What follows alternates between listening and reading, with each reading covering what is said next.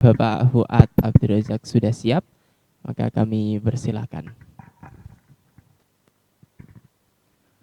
Assalamualaikum warahmatullahi wabarakatuh. Waalaikumsalam warahmatullahi wabarakatuh. Alhamdulillah, alhamdulillahirabbil alamin wa bihi nasta'in ala umurid dunya waddin wassalatu wassalamu ala asyrafil anbiya wa imamil mursalin sayyidina wa maulana Muhammadin wa ala alihi wa sahbihi ajma'in.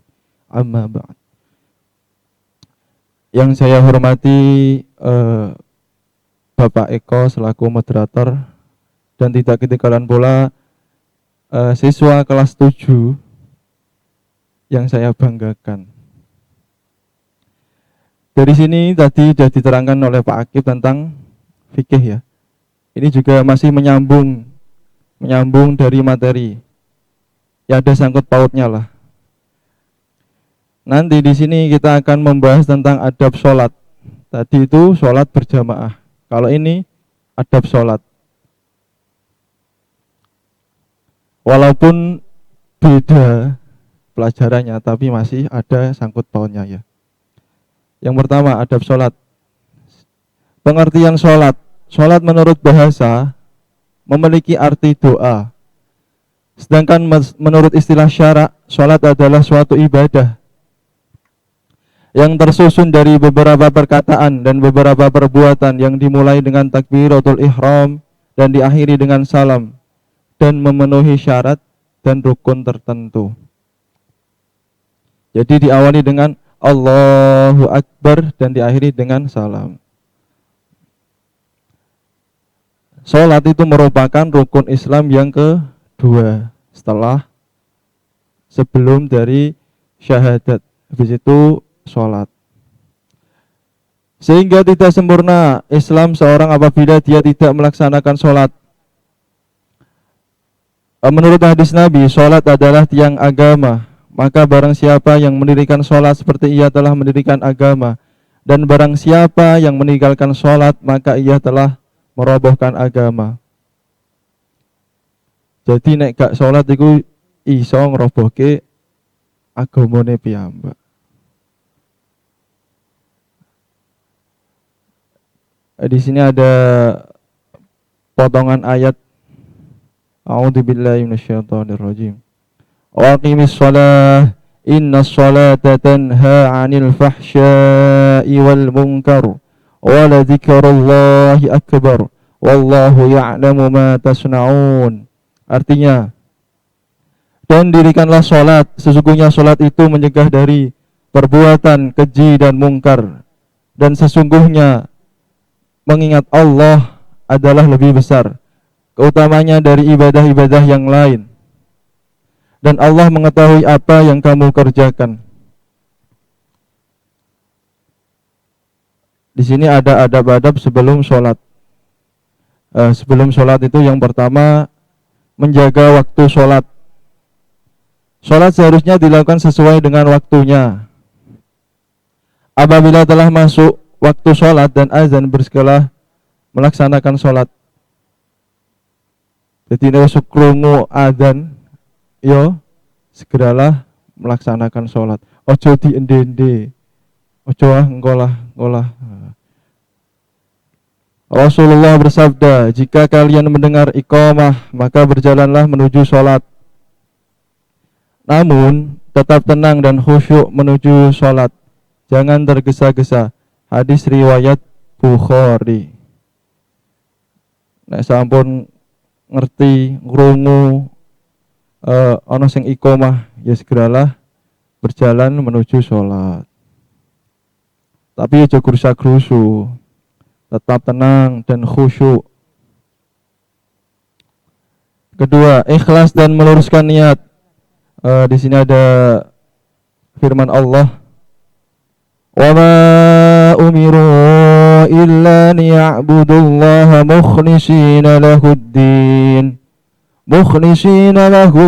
hunafa'a wa yuqimus salata wa yu'tuz zakata wa dzalika dinul qayyimah. Yang artinya Padahal mereka tidak disuruh kecuali supaya menyembah Allah dengan memurnikan ketaatan kepadanya dalam menjalankan agama yang lurus, dan supaya mereka mendirikan sholat dan menunaikan zakat, dan yang demikian itulah agama yang lurus. Yang ketiga, bersuci atau berwudu. Syarat keabsahan sholat yaitu membersihkan diri dari hadas, baik menggunakan air atau menggunakan debu yang suci. Jadi saderenge sholat niku nggih kedah wudu riyin. Aja angger sholat ya ora sah nanti sholate. Lah kalau tidak ada air bisa menggunakan debu atau yang bisa dimaksud dengan tayamum. Rasulullah Shallallahu Alaihi Wasallam bersabda, kunci sholat adalah bersuci. Nah, ada hadisnya sendiri, hadis riwayat Tirmidzi. Jadi nek sederenge sholat ya kedah wudu riyin.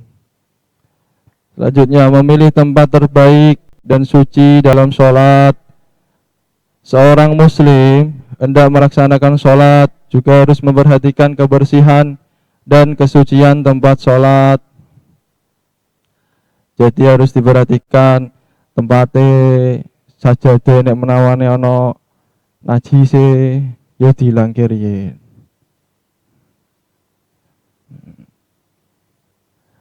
Menggunakan pakaian terbaik saat panggilan sholat telah tiba, yang rapi, santun, baik, harum semerbak bagi laki-laki dan menutup aurat secara sempurna. Auratnya laki-laki itu dari pusar sampai dengkul. Tapi ya nek iso ya tutupi kabeh. Yo pakai pakaian yang rapi, bersih. Ojo nek pas ketemu gurune ta kiyaine nggo pakaian apik tok. Tapi nek pas salat gak, yo niku yo salah juga. Nek saged nggih pas salat gunake pakaian sing sae. Dalam firman Allah, hai anak Adam, pakailah pakaianmu yang indah di setiap memasuki masjid. Quran surat Al-A'raf ayat 31. Memakai pakaian terbaik saat sholat merupakan tanda dan wujud syukur seorang akan nikmat Allah yang dikaruniakan padanya. Jadi pakai pakaian terbaik adalah wujud syukur. Lanjut lagi, di sini ada adab-adab dalam sholat. Yang tadi itu adab-adab sebelum sholat. Pertama, mewujudkan rasa khusyuk dan takut kepada Allah. Di sini ada 4 hal yang membuat kita khusyuk, antara lain 1. Yakin kepada Allah bahwa sholat dapat menyelesaikan segala masalah. Sangger yakin nek salat iku saged nyelesaike masalah, mbuh kuwi rupeke pol sangger salat. Ora usah mikir liyane. 2. Mengetahui nilai dan pahala salat. Yang ketiga, konsentrasi ketika berdiri, rukuk, sujud dan duduk. 4. Ikhlas dan jangan sampai timbul perasaan di dalam hati ingin dilihat dan dipuji orang lain. Sholat karena pengen dingerteni wong. Oleh gak? Oleh wae, tergantung niate ini niku. Nek kowe sholat, aku pengen nyontoni kancaku ben gelem sholat jamaah. Misal tinggi di masjid, lewat gini, omah-omahe kancane. Ngerti ketokno wae niate, sing penting aku pengen nyontoni kanca-kancaku. Selanjutnya, menghadirkan hati dan mengagungkan dan memuliakan Allah, memahami makna bacaan sholat. Nek saged sholat niku saged memahami maknane bacaan sholat. Diresapi, aja sampai kepikiran yang lain.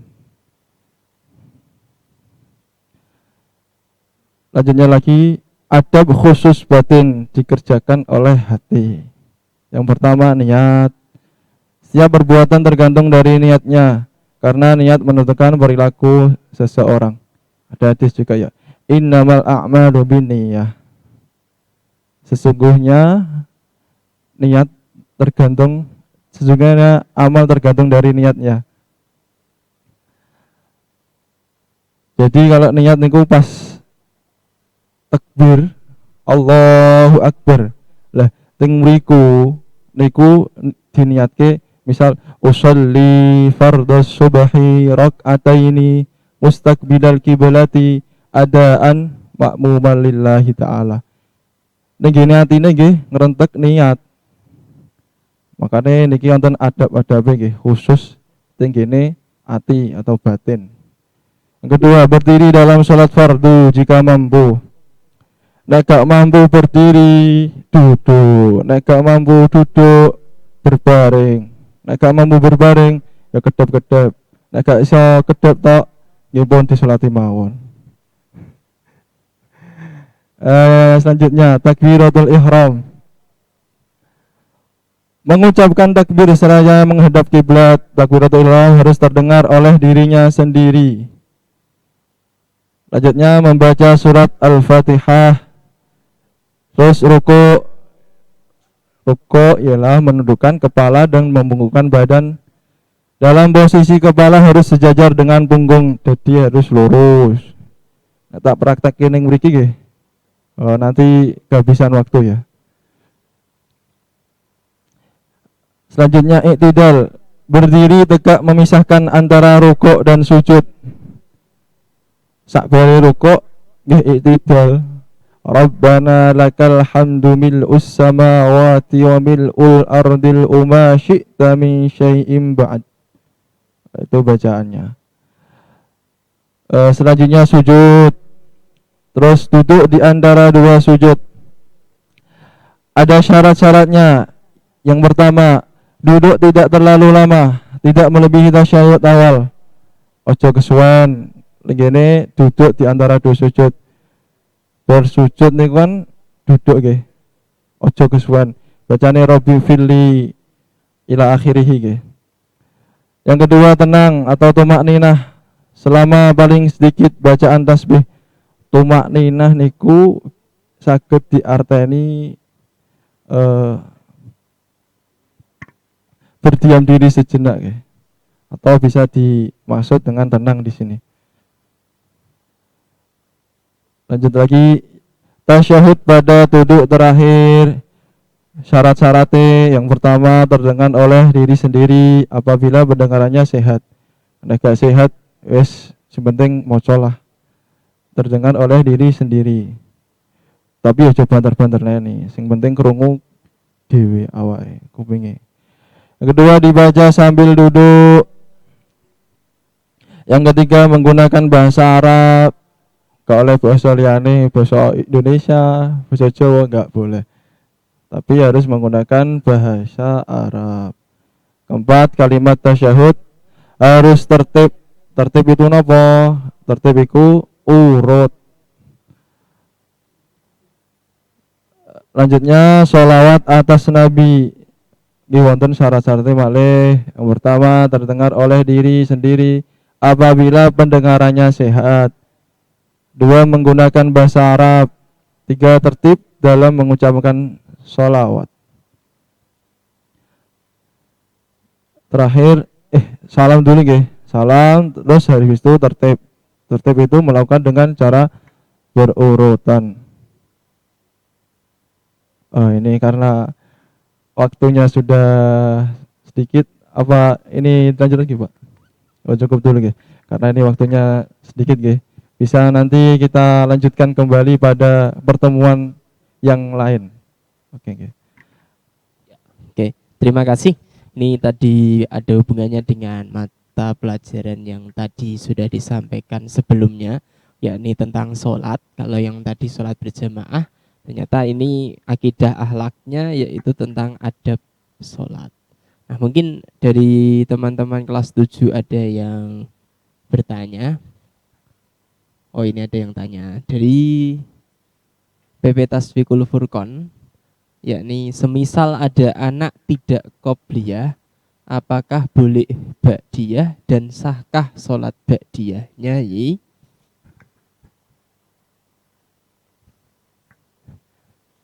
Anak tidak qobliyah, apakah boleh ba'diyah dan sahkah sholat ba'diyahnya?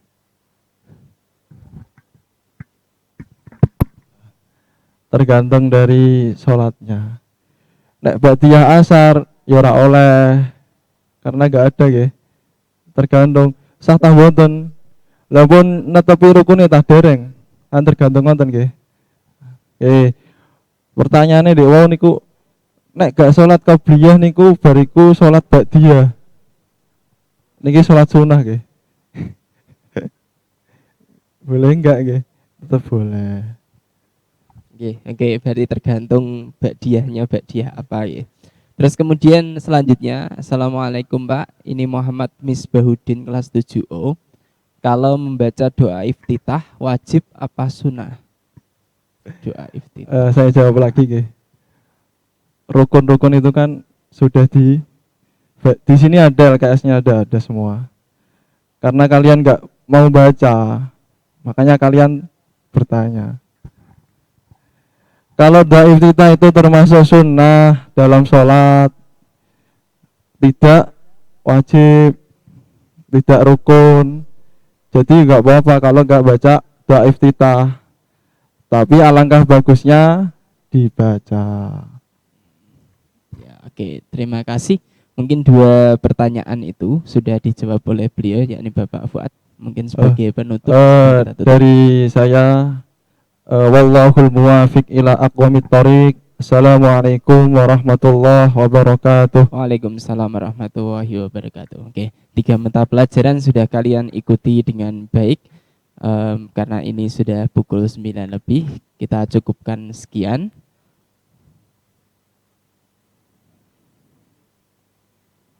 Oke, ini ada request sedikit sebagai penutup karena ini tanggal 21, besok adalah tanggal